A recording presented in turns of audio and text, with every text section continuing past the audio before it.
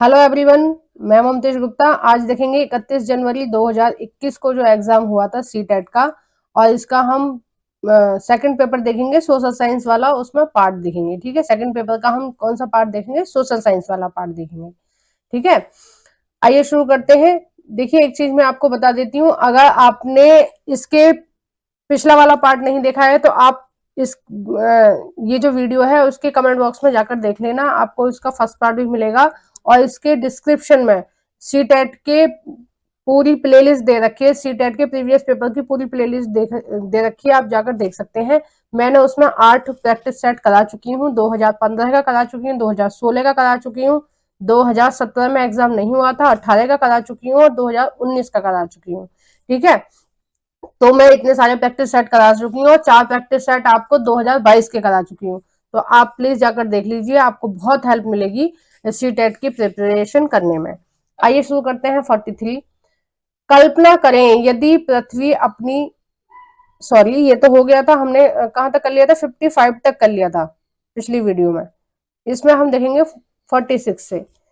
दिए गए लक्षणों ए और बी के आधार पर वायुमंडलीय परतों की पहचान करें। ए, अंतरिक्ष से प्रवेश करने वाले उल्का पिंड इस परत में आने पर जल जाते हैं। बी, इस परत में बढ़ती ऊंचाई के साथ तापमान घटता है। तो ये दोनों ही खूबियां पाई जाती हैं मध्यमंडल में, तो इसका सही आंसर हो जाएगा मध्यमंडल। अब देखिए, थोड़ी सी जानकारी हम ले लेते हैं कि क्षोमंडल में क्या होता है। जितनी भी मौसमी क्रिया होती हैं, बारिश है और आपका बाढ़ आना है, बादल दिखना है, ठीक है, ये जो बादल वगैरह जो दिख रहे हैं ना, ये सारे बस क्षोमंडल में ही दिखते हैं। बर्फबारी होती है, ये भी क्षोमंडल में होती है, बारिश भी क्षोमंडल में होती है। तो जितनी भी प्रकार की मौसम क्रियाएं हैं वो सारी किसमें होती है? क्षोमंडल में होती है। और देखिए, संताप मंडल में एक और परत पाई जाती है, उसको बोलते हैं आयन मंडल। जो जो सूर्य की जो परावैंगनी किरणें आती हैं वो उनको अवशोषित कर लेती है। ठीक है, जो ओजोन परत होती है। ठीक है, और ओजोन परत का निर्माण किससे होता है? ऑक्सीजन से ही होता है। ठीक है, मान लीजिए ऑक्सीजन का ही, जैसे ऑक्सीजन होता है O1, O2, सॉरी O2 होता है ऑक्सीजन, और जो ओजोन होती है वो O3 होती है। कौन सा होता है? ओजोन। ओजोन होता है O3। ठीक है, तो ओजोन की लेयर पाई जाती है समताप मंडल में, जो आयन मंडल है उसमें। ठीक है, ओजोन की परत पाई जाती है। और जो समताप मंडल में ही जो वातावरण है एकदम साफ होता है, और किसी तरह के बादल नहीं होते हैं, बारिश नहीं होती, कुछ नहीं होता है। तो इसलिए जो प्लेन उड़ाए जाते हैं, हवाई जहाज जो उड़ाए जाते हैं, वो किस में उड़ाए जाते हैं? वो समताप मंडल में ही उड़ाए जाते हैं। ठीक है, और बाह्य मंडल सबसे बाहर वाली परत है ये। ठीक है, बाह्य मंडल क्या है? ये बाहर वाली परत है, इससे ऊपर वाली। समताप मंडल, मध्य मंडल के बाद क्या आएगा? बाह्य मंडल आएगा। अब देखिए, नेक्स्ट देखते हैं क्वेश्चन नंबर 47। आतपन का संबंध है। देखो, आतपन या सूर्यताप एक ही बात होती है। ठीक है, दोनों का मतलब एक ही है, आतपन या सूर्यताप। ए, सूर्य ऊर्जा के साथ। बी, बहिर्मंडल और उसमें होने वाली गैसों के साथ। सी, वायुमंडल के साथ। डी, मौसमी पवनों के साथ। तो इसका सही आंसर हो जाएगा ए, सूर्य ऊर्जा के साथ। देखिए, जो आतपन है वो क्या है?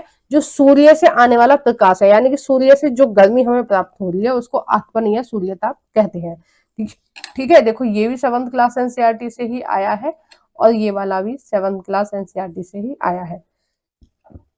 नेक्स्ट देखते हैं क्वेश्चन नंबर 48। उचित विकल्प के साथ निम्नलिखित का मिलान कीजिए।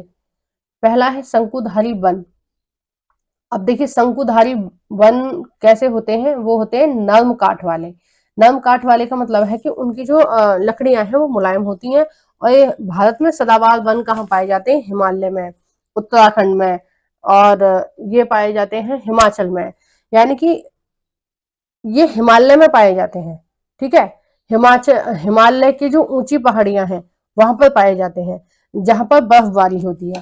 और ये जो गर्म काठ वाले सदाबहार वन होते हैं, ये किस तरह के होते हैं? इनकी पत्तियां इस तरह की होती है नीचे, और इस तरह की आकृति, जैसे आपने क्रिसमस ट्री देखा है ना, वो जो क्रिसमस ट्री तो सबने ही देखा होगा, तो जो क्रिसमस ट्री है बिल्कुल वो उसका ही उदाहरण है। इसका वो उदाहरण है शंकुधारी वन का। और शंकुधारी वन कहाँ पाए जाते हैं? जहां बर्फबारी होती है, ठीक है। और हमारे भारत में कहाँ कहाँ होती है? देखो, उत्तराखंड में, हिमाचल में, जम्मू जम्मू कश्मीर में, लद्दाख में, इन सब में क्या होती है? बर्फबारी होती है। और तो वहां पर ही ये वाले नरम काठ वाले पाए जाते हैं। और इन्हें नरम काठ वाले इसलिए बोलते हैं कि इनकी जो लकड़ी होती है ना वो बहुत मुलायम होती है। आपने माचिस तो सभी के घर में होगी, ठीक है, दिया जलाने के लिए माचिस तो सभी रखते हैं।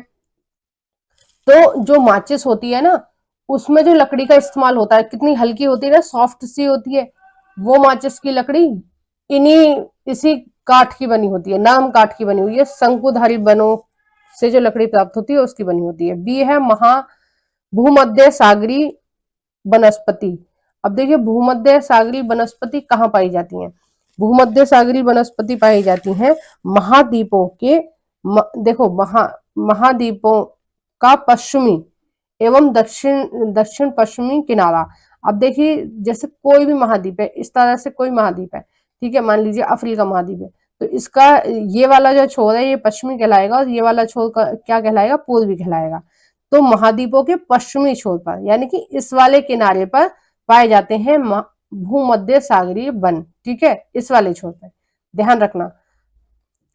नेक्स्ट है सी, उष्णकटिबंधीय सदाबहार वन। देखो, उष्णकटिबंधीय जो सदाबहार वन होते हैं उनकी जो लकड़ी होती है ना, दृढ़ काठ की होती है, दृढ़ काठ वाले वृक्ष, यानी कि सख्त होती है। और जो आपके घर में जितने भी वो पाए जाते हैं, फर्नीचर पाए जाते हैं, वो ज्यादातर सदाबहार उष्णकटिबंधीय सदाबहार वन की लकड़ियों के पाए जाते हैं, ठीक है। जितनी भी इमारती लकड़ियां होती हैं, मतलब अच्छी लकड़ियां होती हैं, टेबल वगैरह बनाई जाती हैं, इनके पलंग वगैरह बनाए जाते हैं, अलमारी बनाई जाती हैं। और ये जो सदाबहार वन है ये कहाँ पाए जाते हैं? देखिए, जो भूमध्य रेखा है ना, भूमध्य रेखा से और कर्क रेखा के बीच का जो है उसमें क्या है? उष्णकटिबंधीय सदाबहार वन पाए जाएंगे। और भूमध्य रेखा से मकर रेखा तक का, एक तरह से आप कह सकते हैं कि नीचे जो मकर रेखा है, मकर रेखा से और कर्क रेखा तक, ये जो तीनों लाइन जिस एरिया में आ रही है, भूमध्य मकर रेखा, फिर आएगी भूमध्य रेखा यानी इक्वेटर, और फिर आएगी कर्क रेखा। तो ये तीनों रेखा जिस एरिया में आ रही हैं, ठीक है, ऊपर वाले को बोलते हैं ट्रॉपिक ऑफ कैंसर। तो ये जो तीनों रेखाएं जिस एरिया में आ रही हैं वहां पर जो वन पाए जाएंगे वो ज्यादातर सदाबहार वन पाए जाते हैं, उष्णकटिबंधीय सदाबहार वन पाए जाते हैं, ठीक है। और अपने भारत की बात करें तो ये कहाँ पाए जाएंगे? देखो, ये मेघालय में पाए जाते हैं सदाबहार वन, और ये मध्य प्रदेश में पाए जाते हैं, बिहार में पाए जाते हैं, झारखंड में पाए जाते हैं, छत्तीसगढ़ में पाए जाते हैं। तो इन इलाकों पे क्या है? हमारे यहाँ सदाबहार वन पाए जाते हैं, ठीक है। अब नेक्स्ट देखते हैं डी, शीतोष्ण सदाबहार वन। तो शीतोष्ण सदाबहार वन कहाँ पाए जाते हैं? महाद्वीपों के पूर्वी किनारे पर। कहाँ? महाद्वीपों के पूर्वी किनारे पर ये पाए जाते हैं। अब देखिए, इसका जो सही आंसर हो जाएगा, पूर्वी किनारा समझ गए ना, ये पश्चिमी किनारा है किसी महाद्वीप का, तो इधर वाला कौन सा होगा? पूर्वी किनारा होगा, ठीक है, ये चीज ध्यान रखना। और एग्जाम में काफी पूछ लिए जाते हैं ये। अब देखिए, जो इसका सही आंसर हो जाएगा वो हो जाएगा फोर्थ, ठीक है, पहले का तीसरा, इस हिसाब से मिला लेना, मैंने जल्दबाजी में मिला के आपको दे दिया है। क्वेश्चन नंबर 49, दिए गए कथनों पर ध्यान दें और उचित विकल्प का चयन करें। कथन ए, सहारा रेगिस्तान का समय में पूर्णतः हरा भरा था, यानी कि जो पहले समय में जो सहारा रेगिस्तान है वो पूर्णतः हरा भरा था। बी है, सहारा की गुफाओं से प्राप्त चित्र नदियां, मगर, हाथी, शेर, पशु तथा बकरियां दर्शाते हैं। तो ये जो दोनों कथन हैं ये सही है गलत है? एक बार पहले मैं आपको थोड़ा सा बता देती हूँ कि सहारा रेगिस्तान आखिर है कहाँ। देखो, जो जो अफ्रीका महाद्वीप है ना, वो इस तरह का बना हुआ है कुछ कुछ, ठीक है, इस तरह का बना हुआ है। तो जो सहारा रेगिस्तान है वो यहाँ है, ठीक है, अफ्रीका के उत्तर में है सहारा रेगिस्तान, और ये 11 देशों से घिरा हुआ है। कितने देशों से घिरा हुआ है? ये 11 देशों से घिरा हुआ है। तो ये कहाँ है? अफ्रीका महाद्वीप में है ना। तो यहाँ पर प्रमाण मिले हैं कि ये हमेशा से ही रेगिस्तान नहीं था, पहले यहाँ पर क्या था? हरा भरा था, यहाँ पर खूब हरियाली थी, क्योंकि यहाँ पर प्रमाण मिले हैं पेड़ पौधों के, या वहां पर गुफा मिली है तो वहां पर नदियों के चित्र मिले हैं, मगर के चित्र मिले हैं, मतलब मगरमच्छ के चित्र मिले हैं, हाथियों के। तो ये सब तो तभी संभव है ना जब वहां हरियाली रही होगी, क्योंकि पशु जानवर, ये जो जंगली जानवर है, ये कहाँ मिलेंगे? जहां पर पेड़ पौधे मिलेंगे, जहां पर पानी मिलेगा वहीं तो रहेंगे, रेगिस्तान में तो नहीं रह पाएंगे ये लोग। तो इसका मतलब ये है कि ये दोनों ही कथन सही है, तो इसका आंसर हो जाएगा ए, एकदम सही। देखो ये एनसीईआरटी में जब ये वाला चैप्टर कराया था, देखो ये भी 7th क्लास एनसीईआरटी से ही आया है क्वेश्चन, और जब ये वाला चैप्टर कराया तो मैंने बहुत डिटेल में कराया था, फिर इसके क्वेश्चन आंसर भी कराए थे, बहुत ज्यादा इंपॉर्टेंट है, ठीक है। और ये भी 7th क्लास एनसीईआरटी से ही आया है ना? नहीं सॉरी, ये वाला तो 8th क्लास एनसीईआरटी से आया है, और सहारा वाला आया 6th क्लास एनसीईआरटी से। अब देखते हैं क्वेश्चन नंबर 50। डॉल्फिन के बारे में दिए गए ए, बी और सी कथनों पर विचार कीजिए और सही विकल्प का चयन कीजिए। ए, गंगा और ब्रह्मपुत्र नदी के अलवणीय जल में डॉल्फिन पाई जाती है। अलवणीय जल का क्या मतलब होता है? देखो, लवणीय का मतलब होता है जिसमें नमक है, ठीक है। वो होता है लवणीय, मतलब नमक, नमक वाला पानी। जो समुद्र का पानी होता है वो लवण वाला पानी होता है, यानी उसमें नमक मिक्स है। अलवणीय पानी होता है वो शुद्ध होता है, वो पीने लायक होता है। जो गंगा नदी का पानी है, ब्रह्मपुत्र नदी का पानी है, वो बहुत ही शुद्ध है, वो पीने लायक है। तो जो डॉल्फिन कहाँ पाई जाती है? शुद्ध पानी में पाई जाती है, स्वच्छ पानी में पाई जाती है। कहीं अगर डॉल्फिन आपको दिखे तो समझ जाना कि उस नदी में या जहां भी ये डॉल्फिन मिल रही है, उस वहां का जो जल है वो एकदम शुद्ध है, क्योंकि ये डॉल्फिन कैसे पानी में रहती है? शुद्ध पानी में रहती है, पीने लायक पानी में रहती है। बी है, डॉल्फिन अभ्यारण्य बिहार राज्य में अवस्थित है, ये भी बिल्कुल सही है। सी है, डॉल्फिन की उपस्थिति से जल की शुद्धता का पता चलता है, बिल्कुल सही बात, ठीक है। तो इसका जो आंसर हो जाएगा वो हो जाएगा, तीनों सही है। नेक्स्ट देखते हैं क्वेश्चन नंबर 51। बायोगैस अनिवार्य रूप से निम्न में से किन का मिश्रण है? ए, मीथेन और हाइड्रोजन, बी, मीथेन और हीलियम, सी, मीथेन और कार्बन डाइऑक्साइड, डी, मीथेन और नाइट्रोजन। तो इसका जो सही आंसर हो जाएगा वो हो जाएगा सी, मीथेन और कार्बन डाइऑक्साइड। और बायोगैस कहाँ पाई जाती है? देखो, कचरे के ढेर में पाई जाएगी, नालों पे पाई जाएगी, ठीक है। नाले होते हैं ना जिनमें काला पानी होता है, नालियां जिस जल स्रोतों में मिलती हैं उसको क्या बोलते हैं? नाला बोलते हैं, ठीक है। तो नालों में पाई जाएगी, सीवरों में पाई जाएगी, जैसे शहरों में सीवर होते हैं ना, सीवरों के लिंक होते हैं, उसी तरह से गांव देहात में होते हैं नाले। अब गांव देहात के लोग तो, बच्चे तो समझ रहे होंगे कि हाँ नाली क्या होते हैं, पर शहर के लोग नहीं समझ रहे होंगे। तो नालों का क्या मतलब होता है? जैसे आपके यहाँ सीवर होते हैं शहरों में, उसी तरह से गाँव में नाले होते हैं। तो जो सीवर होते हैं वो ऊपर से पटे हुए होते हैं, लेकिन जो नाले होते हैं वो ऐसे खुले हुए होते हैं, ठीक है। उसमें बदबू आती रहती है, तो कौन सी गैस होती है उसमें? बायोगैस उड़ती रहती है, ठीक है। जो बदबू है ना वो कौन सी गैस है? बायोगैस है। तो सीवरों में भी यही वाली गैस पाई जाती है। नेक्स्ट देखते हैं क्वेश्चन नंबर 52। संसाधन के बारे में कथन ए और बी पर विचार करें और सही विकल्प का चयन कीजिए। अब देखिए, संसाधन के बारे में कौन सी बात सही है? पहला है, ए है, सभी संसाधन का आर्थिक मूल्य होता है, बिल्कुल सही है ये बात। कि सॉरी, बिल्कुल गलत है ये बात कि सभी संसाधनों का आर्थिक मूल्य होता नहीं है। जैसे हवा है, वो फ्री है, कहीं कहीं भी आप खड़े हो जाओ, हवा आपको लगेगी तो उसका तो आपको कोई पैसे नहीं देने पड़ रहे ना। हवा है, धूप है ना, ऑक्सीजन है, ये सब क्या है? फ्री है। तो हर संसाधन का आर्थिक मूल्य नहीं होता, कुछ संसाधनों का आर्थिक मूल्य नहीं भी होता, कुछों का होता है। कुछ संसाधन जैसे लोहा है, पीतल है, तांबा है, सोना है, चांदी है, तो इन सब का क्या है? इन संसाधनों का एक मूल्य होता है। लेकिन हवा है, धूप है, और ये जो जमीन है मिली हुई है आपको रहने के लिए, ठीक है, ये भगवान ने आपको दी है, तो ये भी क्या है? एक तरह से ये भी फ्री है, ठीक है। ये जो मिट्टी दी हुई है, वो बात एक अलग है कि सब लोगों ने जमीन को घेर लिया है, अब जमीन भी पैसे में मिलने लगी है, पहले तो ये फ्री थी। बी है, समय और प्रौद्योगिकी दो महत्वपूर्ण कारक हैं जो पदार्थ को संसाधन में परिवर्तित करते हैं। देखो, समय, जो अवशेष होते हैं, जीवाश्म होते हैं, उनसे हजारों वर्ष में क्या बनता है? पेट्रोलियम बनता है, पेट्रोल बनता है। ठीक है, उनसे हजारों वर्ष में क्या बनता है, पेट्रोल बनता है। हजारों वर्षों में, लाखों वर्षों में पेट्रोल बन जाता है। तो मतलब संसाधन को बनने के लिए क्या है, समय चाहिए होता है। समय के अनुसार संसाधन बनते रहते हैं। अब जैसे चूना पत्थर है, वो किस में कन्वर्ट हो जाता है, वो संगमरमर में कन्वर्ट हो जाता है समय के हिसाब से। ठीक है, कोयला भी अगर कोयले को अगर ना निकाले और काफी वक्त तक ना निकालें तो वो भी क्या है, एक तरह से पेट्रोलियम का ही रूप ले लेगा। अब दूसरा है प्रौद्योगिकी। तो प्रौद्योगिकी क्या है, नई नई जो उपकरण चल रहे हैं, मशीनें चल रही हैं, उनके द्वारा क्या है, हम मिट्टी से खनिजों को लेते हैं, पदार्थों को लेते हैं और उनको क्या है, पदार्थों को खनिज में कन्वर्ट कर देते हैं। जैसे आपको लोहा देखने में दिखता है, मिट्टी में वो इस तरह से नहीं दिखेगा। ऐसा नहीं है कि खोदोगे तो लोहे के गोले निकलेंगे या पीतल के गोले निकलेंगे या पीतल की ईंट निकलेंगी, तो ऐसा नहीं होता है। वो मिट्टी में मिला हुआ होता है, उसको परिष्कृत करके, ठीक है, उसको शुद्ध किया जाता है। और किसके द्वारा किया जाता है, प्रौद्योगिकी के द्वारा किया जाता है। तो पहला तो गलत हो गया और दूसरा सही। तो ए गलत है और बी सही है। नेक्स्ट देखते हैं 53, निम्न में से ऊर्जा के परंपरागत स्रोत के समूह की पहचान कीजिए। कौन सा देखना है हमें, परंपरागत स्रोत।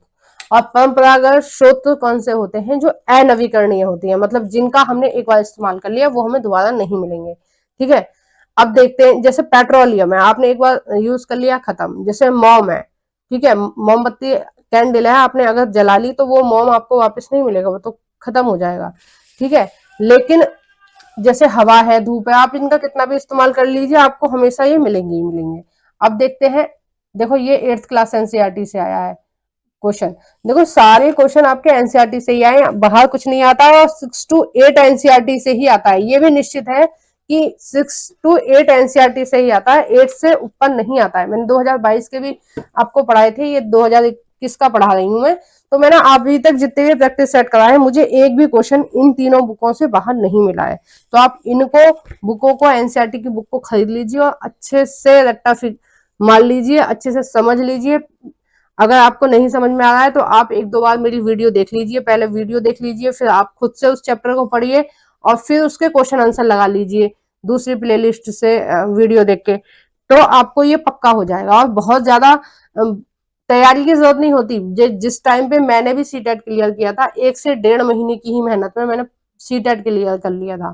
ठीक है, लेकिन मैं ऐसे नहीं पढ़ती थी कि कोई भी बुक खरीद लिया उससे पढ़ना शुरू करा। मैंने प्रॉपर एनसीईआरटी की बुक खरीदी थी, 6 की, 7 की और 8th क्लास की, तीनों बुक खरीदी थी और अच्छे से उनको रीड किया था। ठीक है, 1-2 घंटे पढ़ना पड़ेगा आपको सेकंड पेपर के लिए, लेकिन सेकंड पेपर ये निश्चित है कि आपका क्लियर हो जाएगा। ठीक है, अब देखिए इसका देखते हैं। ए है जल विद्युत, बी है भूतापीय ऊर्जा, सी है ज्वारीय ऊर्जा। तो देखो ये तो नवीकरणीय है सारे। देखो ज्वारीय ऊर्जा भी नवीकरणीय है, भूतापीय ऊर्जा भी नवीकरणीय है और जल ऊर्जा भी। मतलब इनको कितना भी इस्तेमाल करो ये खत्म नहीं होंगे। ज्वारीय ऊर्जा क्या है, जो समुद्र में ज्वार भाटा उठते हैं उनसे ही ज्वारीय ऊर्जा उत्पादित होती है। ठीक है, जल ऊर्जा, ये भी जल से जो विद्युत बनाया जाता है, तो जल तो कभी खत्म होगा ही नहीं, हमेशा ही रहेगा। जल तो सीमित है, मतलब जितना है वो पहले भी था, अब भी है और आगे भी रहेगा। मतलब ये प्रकृति ने दिया हुआ है, ये कम या ज्यादा नहीं होगा। जल जितना है उतना ही है। ठीक है, बस ये चक्र चलता रहता है। कभी बारिश ज्यादा हो जाती है तो महासागरों का स्तर बढ़ जाता है, कभी बारिश कम होती है तो जो ग्लेशियर होते हैं वो उनका स्तर ज्यादा बढ़ जाता है। तो इतना ही फर्क होता है। अब भी है परमाणु ऊर्जा, सौर ऊर्जा। देखो सौर ऊर्जा नवीकरण में आ गई, यानी कि गैर परंपरागत ऊर्जा आ गई। और जल विद्युत भी ये कौन सी है, गैर परंपरागत ऊर्जा है। और जो सी है वो ऑप्शन बिल्कुल सही है, खनिज तेल, प्राकृतिक गैस और ईंधन। ये कैसे हैं, परंपरागत, यानी कि अनवीकरणीय है। एक बार इनको इस्तेमाल कर दो तो आपको दोबारा नहीं मिलेगी। अब डी ऑप्शन है कोयला, ईंधन और बायोगैस। देखो कोयला और ईंधन तो परंपरागत है, यानी कि इन दोनों को एक बार यूज कर लोगे तो दोबारा नहीं मिलेंगे। लेकिन जो बायोगैस है वो कैसी है, नवीकरणीय है। क्योंकि ये जो गैस है ये हम कचरे से उत्पादित कर सकते हैं, और जब तक इंसान पृथ्वी पर रहेंगे जब तक वो कचरा फैलाते ही रहेंगे। ठीक है, तो इसलिए जो बायोगैस है वो नवीकरणीय है। अब देखिए 54, प्राकृतिक संसाधनों के प्रकार को उनके वर्गीकरण के के मतलब ये थोड़ा सा टाइपिंग मिस्टेक हो गई है, ये क्वेश्चन कुछ और होगा।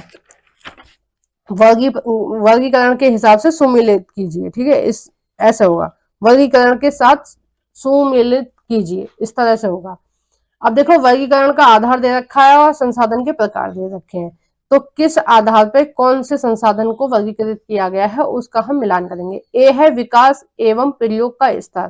देखो विकास कैसा होता है, दो होते हैं, दो प्रकार के होते हैं। एक तो होता है वास्तविक, देखो ये भी 8th क्लास एनसीईआरटी से आया है क्वेश्चन, ठीक है, ज्योग्राफी की 8th क्लास से आया है।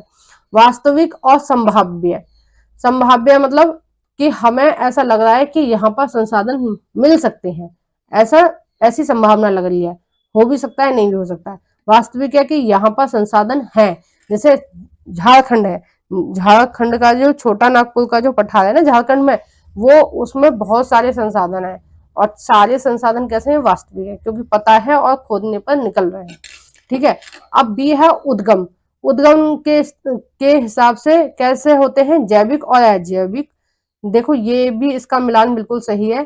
तो जैविक कौन से होते हैं, अब मनुष्य भी एक प्रकार का संसाधन ही है, ठीक है, जीव जंतु पेड़ पौधे ये कैसे हैं, जैविक संसाधन। और अजैविक कौन से हैं, नदी और पहाड़ तालाब समुद्र, ये कैसे हैं, अजैविक है। और जितने भी आपके खनिज हैं, लोहा है, पीतल है, सोना है, चांदी है, अभ्रक है, ये सब कैसे हैं, अजैविक है। अब सी है वितरण। वितरण के आधार पर कैसे होते हैं, सर्वव्यापी। सर्वव्यापी मतलब जो संसाधन सब जगह पाए जा रहे हैं, जैसे हवा है सब जगह मिलेगी, धूप है सब जगह मिलेगी, ठीक है, आप कहीं भी चले जाओ हर जगह व्याप्त है, ऑक्सीजन आपको हर जगह मिल रही है, क्या है, सर्वव्यापी है। और स्थानिक होते हैं, किसी स्थान विशेष पे पाए जाते हैं। स्थान विशेष का मतलब है, अब जैसे लोहा है वो हर जगह नहीं मिलेगा, ऐसा नहीं है कहीं भी आप मिट्टी को खोदेंगे और आपको वहां पे लोहा मिल जाएगा। ये क्या है, किसी एक स्थान विशेष पे मिलते हैं, जैसे कर्नाटक में सोना मिलता है, ठीक है। जो छोटा नागपुर है झारखंड में, छोटा नागपुर का जो पठार है उस पर लगभग लगभग सारे ही हमें खनिज मिलते हैं, बहुत रिच है वो इस मामले में, खनिज के मामले में। तो स्थानीय का मतलब एक जगह मिल रहा है, अब जैसे लोहा है झारखंड में मिलता है, बिहार में मिलता है लोहा, लोहा है, और वो क्या बोलते हैं मैग्नीज है, ये सब क्या है, स्थानिक है, मतलब एक किसी स्थान पर मिलते हैं, हर जगह नहीं मिलेंगे। ऐसा नहीं है कहीं भी मिट्टी खोदो आप लोहा निकाल लो, ऐसा नहीं है, मतलब किसी स्थान विशेष पे मिलेंगे। अब डी है भंडार। भंडार के आधार पर नवीकरणीय और अनवीकरणीय। मतलब नवीकरणीय अभी मैंने आपको बता ही दिया कि जो हम कितना भी इस्तेमाल करें वो खत्म नहीं होंगे, वो बार बार हमें मिलते रहेंगे। और अनवीकरणीय एक बार हमने इस्तेमाल कर लिया तो खत्म। तो ये सारे बिल्कुल ठीक ठीक सुमेलित हैं, तो इसका जो आंसर हो जाएगा वो हो जाएगा तीसरा, ठीक है। नेक्स्ट देखते हैं 55 कथन। लगभग 12,000 साल पहले भारत में कई क्षेत्रों में गर्मी बढ़ने के कारण घास वाले मैदान बनने लगे। कथन बी, हिरण बारहसिंगा बकरी भेड़ और मवेशी जैसे जानवरों की संख्या बढ़ी। तो देखिए दोनों ही कथन सही है। अब भारत में आप देखेंगे कि हर साल जो गर्मी है उसका रिकॉर्ड टूट रहा है, हर साल पिछले साल से ज्यादा गर्मी पड़ रही है, ठीक है। अब जब गर्मी पड़ेगी तो क्या है, ग्लेशियर पिघलेंगे तो क्या बारिश होगी, जब बारिश होगी, जब अच्छी बारिश होगी तो मैदानों में घास उगेगी, और घास उगेगी तो ये जितने भी है ना ये सारे शाकाहारी हैं, हिरण बारहसिंगा बकरी भेड़ ये सब क्या है, शाकाहारी जानवर हैं, तो इनकी संख्या बढ़ेगी। अगर घास के मैदान सारे सूख जाएंगे तो ये धीरे धीरे जो मवेशी हैं ये कम होते चले जाएंगे, है ना। तो ये दोनों सही है, और जो बी है वो ए की व्याख्या कर रहा है, तो इसका जो ऑप्शन हो जाएगा वो ए सही हो जाएगा। नेक्स्ट देखते हैं 56 पुरा स्थली के संदर्भ में निम्नलिखित में से कौन सा सही है। देखो पुरा स्थली का क्या मतलब है, यानी कि जो पुरानी सभ्यता दब गई है, जो पुराने स्थान है उनसे संबंध है। अब देखते हैं कौन कौन सा इसमें सही है। ए, वह स्थान जहां वस्तुओं के अवशेष मिलते हैं, बिल्कुल सही है। वह स्थान जहां पुरानी वस्तुओं के अवशेष मिल रहे हैं उसको क्या बोलते हैं, पुरास्थली बोलते हैं। बी है, ये केवल जमीन के ऊपर ही पाए जाते हैं, ठीक है, ये ऐसा कोई निश्चित नहीं है, जमीन के नीचे भी पाए जाते हैं। कई सारी सभ्यता हड़प्पा के भी कई सारे स्थान हमें क्या है खुदाई करनी पड़ी है, जमीन के नीचे मिले हैं, ठीक है। अब सी है, ये केवल जमीन के अंदर ही पाए जाते हैं, देखो ये भी नहीं है निश्चित, जमीन के ऊपर भी कुछ पाए जाते हैं। और डी है ये समूह नहीं है, यहाँ समुद्र है, ठीक है, ये गलत टाइप हो गया।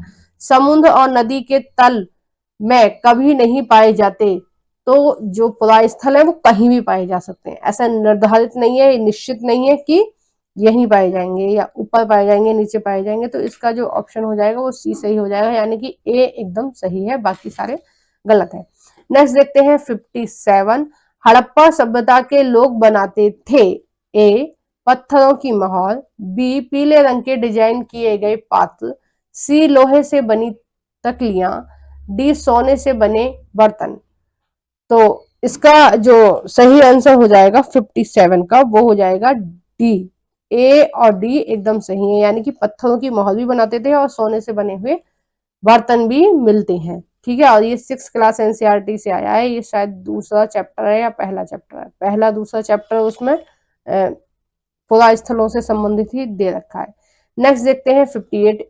एक महापाषाण कब्र में 2 कंकालों के अवशेष थे, इन दोनों में से महिला के कंकाल का अनुमान लगाने हेतु देखना होगा।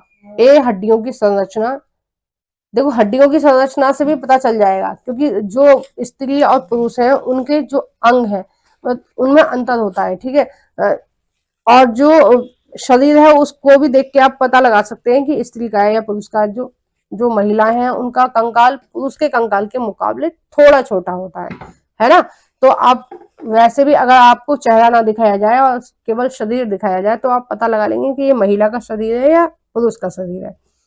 बी है कंकालों के साथ मिले आभूषण। अब देखो आभूषण कोई भी पहन सकता है, स्त्री भी पहन सकती है, पुरुष भी पहन सकता है। और उस जमाने में जब महापाषाण काल चल रहा था, उस काल में किस तरह के आभूषण कौन पहनता था ये पता लगाना तो थोड़ा असंभव टाइप का ही है कि महिला कैसे पहनती थी और पुरुष कैसे पहनते थे, ठीक है।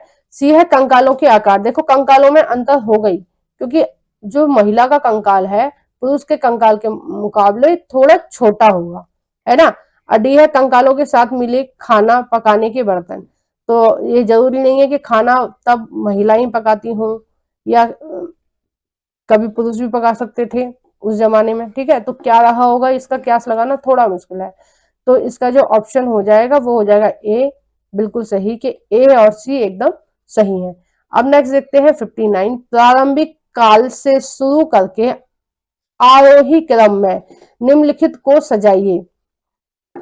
हमें निम्नलिखित को क्या है, आरोही क्रम में सजाना है, और हम इनको तब ही सजा सकते हैं जब हमें ये पता हो कि कौन सी घटना कौन से सन में हुई है, ठीक है, तब ही हम इनको लगा सकते हैं, अन्यथा नहीं लगा सकते।